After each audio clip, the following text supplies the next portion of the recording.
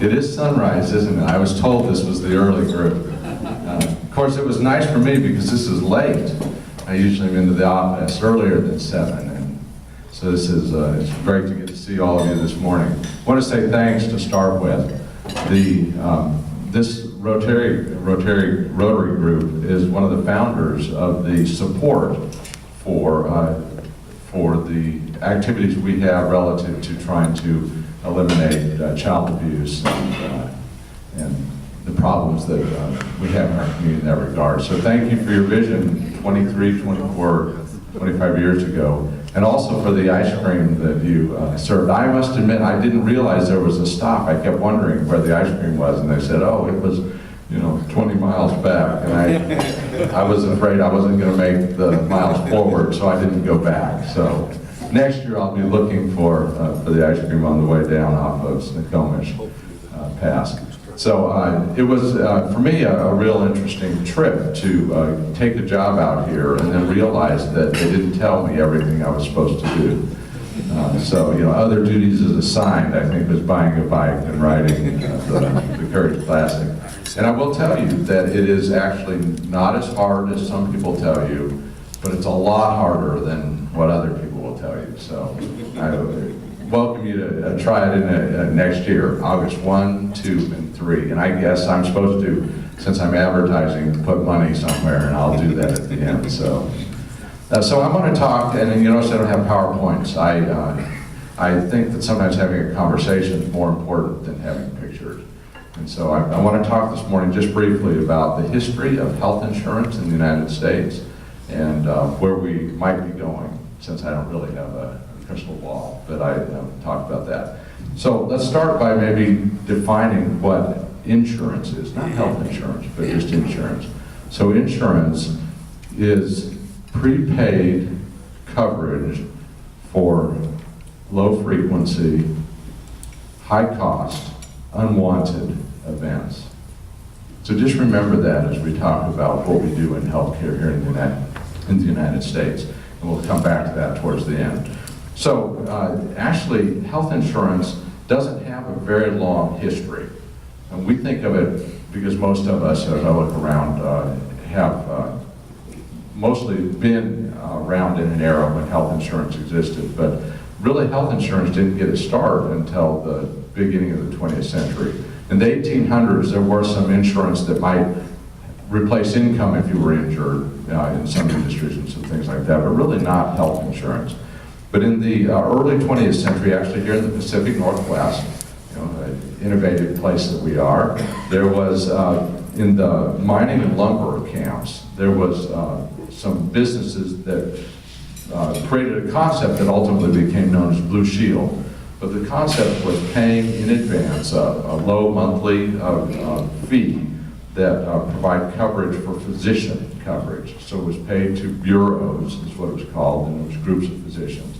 So that was in the early 20th century. But the first Blue Shield plan actually was not created until 1939, I think it is, in California. So the idea got started here, but the idea of paying in advance for physician care really didn't get formalized under a Blue Shield name until 1939. The first hospital-type insurance actually got its start in 1926 in Dallas, Texas. The Dallas Independent School District wanted to provide a benefit to their teachers, and so they did. It was for $6 a year.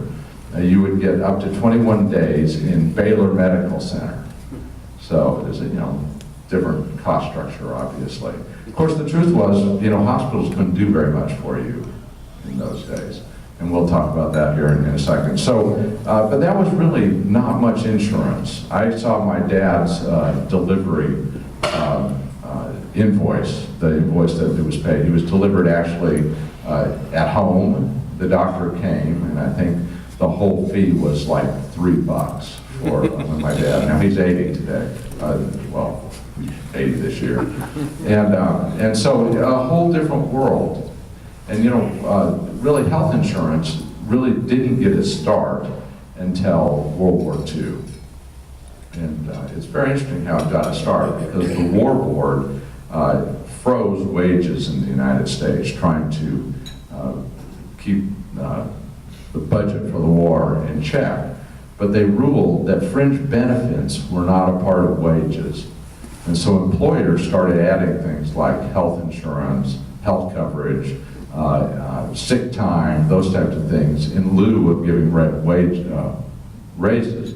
And so between 1940 and 1960, the number of people with health insurance soared, sevenfold increase, went from about 20 million people in 1940 till 1960, when it was about 140 million people. 75% of the population had insurance by about 1960. There were still some interesting gaps. Older adults, and it was all employer provided.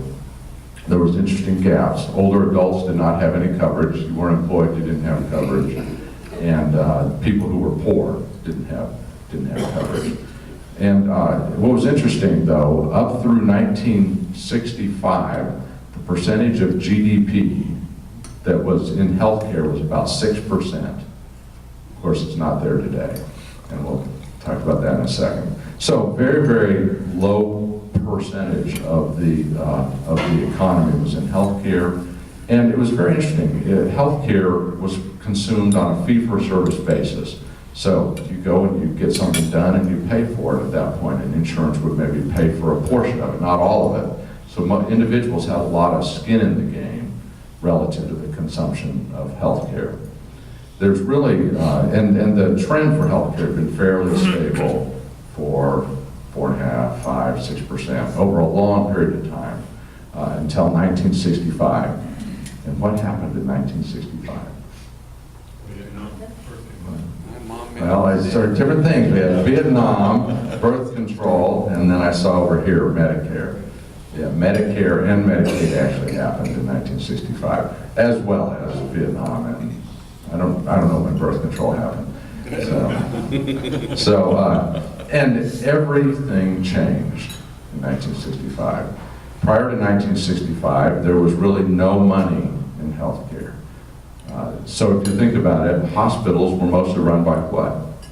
Actually faith-based communities. So if you look here in this region, almost all of our infrastructure, including Tacoma General Hospital, got its start in a faith-based community. And that's the way it is almost in all the United States, other than when there are some community-based providers and some government providers. In 1966, what happened?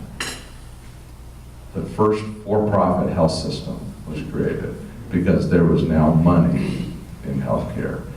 And having money in healthcare created some really interesting things. It created pools of resources to invest in research. And so there was a huge swell of technology changes and things that happened in the healthcare space. And from that point, if you look at I actually have a graph with me. From 1965 on, the trend of growth has been dramatic. Today we're at almost 18% of our GDP is in healthcare space. So very, very interesting. And what we can do has changed a great deal. If you had a cardiac event, a heart attack in 1965, what did we do for you in the hospital? Well, we put you in a bed, we gave you some morphine. If it was a faith-based institution, we prayed for you, and we waited to see if you survived. Today, if you're having a heart attack and we get it early enough, we take you to the cath lab, we bust that clot, and you might walk out within 24 hours, 48 hours of the event. Now, if we don't get it early enough, there's other challenges.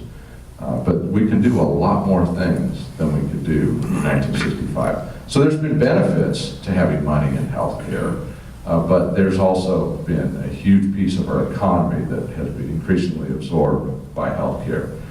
So it's a really interesting thing to look at. So if you look at how the trend has happened over since 1965, there's some things that have happened as well. Almost all still fee-for-service.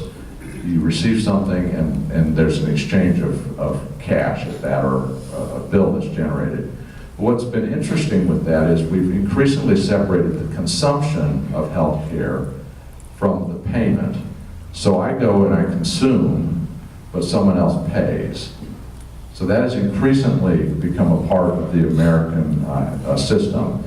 If you took an economics class, at some point you might have seen the supply curve and demand curves. And one of the things that those show is if there's no price, demand is unlimited.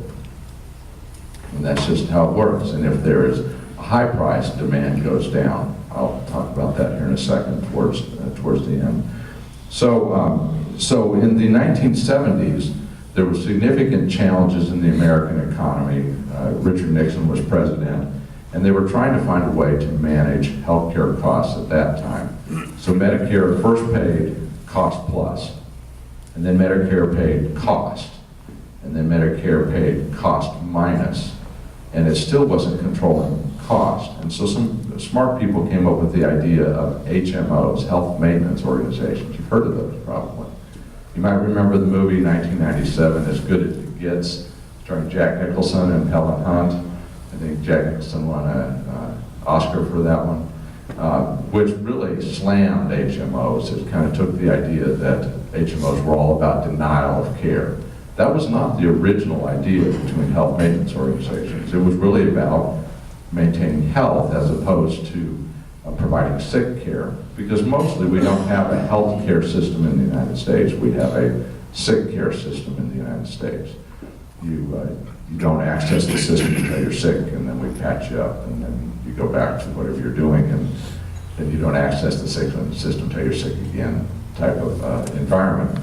And so Medicare, though, the cost has exceeded all estimates of what was estimated at the beginning. I mean, by not just 1 or 2 or 3, or it's like hundreds of times more expensive than what anyone thought. So in 1994, Medicare shifted from paying cost, or cost minus by that time, on a fee-for-service basis, to paying on a diagnosis basis. So if you come in and you're having an acute MI, we know in advance how much the hospital is going to get paid for that. If you're having your appendix out, we know in advance, and there happen to be different amounts.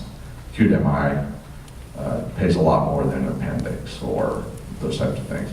And that actually changed the incentives for hospitals. So in the past, long lengths of stay were a huge benefit to the hospital. So if you stayed a long time, costs went up, hospital bills got paid more. Now suddenly, we knew what we were going to get paid in advance, so what was our incentive? It was to have lots of admissions, but have them very, very short. And so average length of stay dropped from weeks to days in the United States. So now the average length of stay for a Medicare patient is about 4.5, 5 days. If you're at 6, you're not a great efficient institution when you can look at that. So very, very interesting. Then in the early 1990s, we're in a different century, aren't we? 1990s, they switched all of outpatient to some kind of a fee schedule rather than cost reimbursement, which was very, very interesting. Then in 2006, we added a drug benefit to Medicare. And of course, then we have the Affordable Care Act in 2010, which is now fully implemented. Some places better implemented than others. We have a better exchange in Washington than they have in Oregon. I was just in Maryland. That exchange never worked. I mean, never worked. There's private exchanges that are popping up. And one of the things that's interesting, to me anyway, and I think about healthcare all the time, so this is my passion for this, is that there is no guarantee that employer-sponsored health insurance is going to continue. In fact, we already see trends where employers are pushing their employees into private exchanges with just a fixed amount of money, a defined contribution plan as opposed to a defined benefit plan. So the risk for consumption shifts to the individual. Also, plan designs have changed a lot over the last few years. So you've heard of high deductible policies. So that's really interesting because it started to tamp down the acceleration or the growth in healthcare spending. And why is that? Because people actually have to make a decision if they're going to consume now, because it's out of their pocket for the first $1, $2, $5, $6, maybe $10,000. It's very interesting how even Karl Marx recognizes that people respond to economic incentives. And so we're seeing that at play in our community. Of course, what has happened to the health status of Americans during this entire time? I suggest it hasn't gotten better. So let me give you some sense of that. The first thing is that if you look in a community, what is the single most important driver of health status? Do you think it's having hospitals and physicians in the community? No, someone said it over here, it's socioeconomics of the community. It isn't really healthcare. Healthcare is, depending on where you read, 10 to 15% of health status in a community. The biggest single driver is socioeconomics. Genetics is a big driver. Lifestyle is a huge driver. So if you have a community where people are obese and smoke and consume, don't exercise and all those types of things, you have a whole different health status than if you have a community where people are active and don't have consumption of tobacco at the levels you see in some places. So it looks a lot different if you are in, say, Colorado than if you're in Alabama. I mean, there's a huge difference in health status. Actually, the healthiest places in the United States tend to be the Pacific Northwest and the Northeast. And that doesn't necessarily mean New York. As Northeast, it's more Northeast. Very, very interesting how it isn't about healthcare infrastructure so much as it is about how we live. The dean of the School of Medicine at University of Maryland is a friend of mine. He said that lifestyle is primary care. So we think of primary care being physicians, but the first care that is important to health is the lifestyle we have. Do we exercise? Are we overweight? Do we use tobacco? Do we wear a helmet when we ride a bike? Do we wear a seat belt? Those are a whole set of things in that space. So if we look at health status in the United States, here's a couple of interesting statistics. Our children are likely the first generation in recorded history in the United States that will have a shorter life expectancy than their parents. That's a difficult statistic to think about.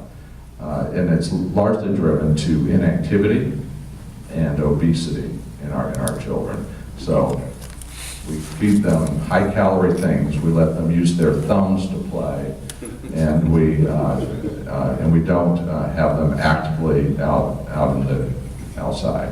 We have a campaign in the community here, not just Multicare. This is the Franciscans of Multicare, the Department of Health, and all. It's called 5210. So 5 fruits and vegetables, servings of fruits and vegetables a day, 2 hours only of screen time, 1 hour of very active physical play, and 0 sugared drinks. So trying to start bending the curve of childhood obesity. We know that if children are obese as children, that the chances of them being obese adults is extremely high. So our children are not necessarily healthier. What about us? So here's another interesting statistic. In 2012, there were only 8 states in the United States that had less than 25% of its population obese. So most states had more than 25% of the population obese. In 13 states, it's more than 30%. And actually the average in the United States today is about 33%. A third of Americans are obese. So it's changed a lot in the last 20 years. Just in the last 10, actually, in 2000, there were no states that had obesity rates over 30%. And now we have 13 over 30. So huge change in health status. And when you think about what obesity does, well, what's one of the first chronic disease conditions that is driven by obesity? Diabetes, actually. Diabetes. And what's interesting with diabetes is type 2 diabetes is a choice. Type 1 may not be, but type 2 is, because you can manage that almost entirely with lifestyle. Chronic disease is on the rise in the United States because it's not just diabetes that creates a problem, but weight also causes joint challenges, it causes back pain, it causes a whole set of cardiac disease. I mean, it's just There's more cancers when people are obese. So a significant change in the health status that parents should be interested in that affects the health status of our children is the trend not to vaccinate kids. So huge problem. You know, I think people don't read history very often. If you look at what happened in our nation when there wasn't vaccine, the horrible, I mean, polio, my word, who wants to see a resurgence of polio or the measles or, you know, so huge threat to health. And then there's significant health disparities in the United States. So we talked about that, you know, we're maybe the 38th state nation in the world from a health status. Well, that's not really true because we're not one nation. So if you look at, and I'm just going to use just real statistics, if you look at the Asian, Latino, and Caucasian communities, infant mortality is 4 to 5%. That, I mean, 4 to 5 infant deaths per 1,000 lives birthed. So if you look at the African American community, it's about 15. Huge difference between in that. That is not acceptable. That should not be the way it is. If you look at our nation and you look at the Caucasian Eurocentric percentage of our nation, we're only second, and we compete with Finland relative to health status. But if you look at the rest of our population in aggregate, we clearly don't. Huge challenges. So health disparities is something we need to take on as a nation. And so where might we go with this? Well, we can't probably afford 18% GDP going forward in healthcare. It makes our products unsustainable, it makes our economy uncompetitive. You know, South Korea has said that they are going to be the healthiest nation on earth. Why would South Korea say that? More productive, that's a great one. So there's more than one idea. So more productive, says. It also, they don't have the disease burden baked into their product cost. And so if they are healthy, then they will have a sustainable competitive advantage on product cost relative to the goods that they provide. So they see it as a national agenda to be more competitive as a nation. You know, if I have been a supporter of the Affordable Care Act, but I'll tell you that I'm disappointed in a couple things in it. I wish it was really the Healthiest Nation on Earth Act, because we'd have set our priorities differently if we had said that was our goal as opposed to everyone being insured. I mean, I think everyone having insurance is important.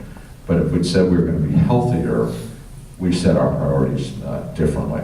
And I think that's probably where the future ultimately leads if we do the right things. And guess what? It's we who get to do that. It's not just Multicare or the Franciscans or Swedish or Providence or whoever.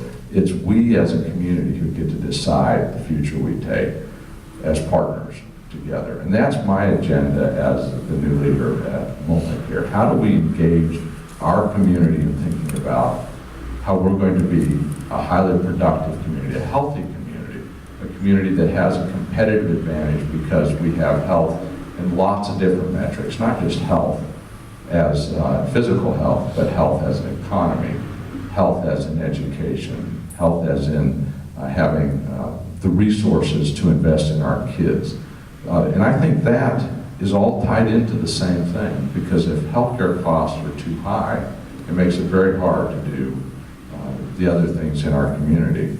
So as I'm thinking about it, actually this is not, I have to give credit where credit's due. This tagline is not mine, it's from my son who happens to work in healthcare. He said, "Dad, you know, port cities tend to be really low health status places," and it's true. If you look around the globe, port cities have health status problems. He said, "What if you could help Tacoma be the healthiest port city in the world?" I like that. You know, what can we do together to make sure that our community, for our kids and for the future of ourselves and our community, that we could be the healthiest port city, the healthiest port community in the world? And what would it look like if we set that as a goal? And so whether insurance looks like it does today or it changes over time, I can tell you one thing is going to change. I don't know what it's going to look like, but it is going to change. We can always say health is the goal that we have. So I was told I needed to give 5 minutes for a question. I think I'm right there. So, yes. I work at the Port of Tacoma, so I like the slogan you came up with. What are some of your impressions of Tacoma as somebody relatively new to the community? You know, I have found this to be a really welcoming place. I look over the port, actually, my apartment is, and it is one of the most vibrant, engaging places, no matter what time of the day or night.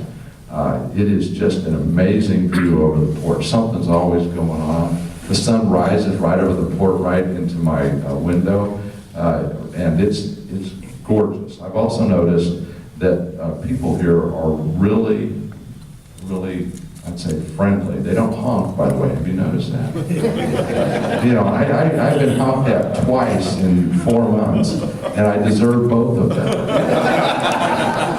But in Maryland, I mean, every day going to work, I got honked at for something, mostly because I wasn't fast enough off the light, you know, to get going.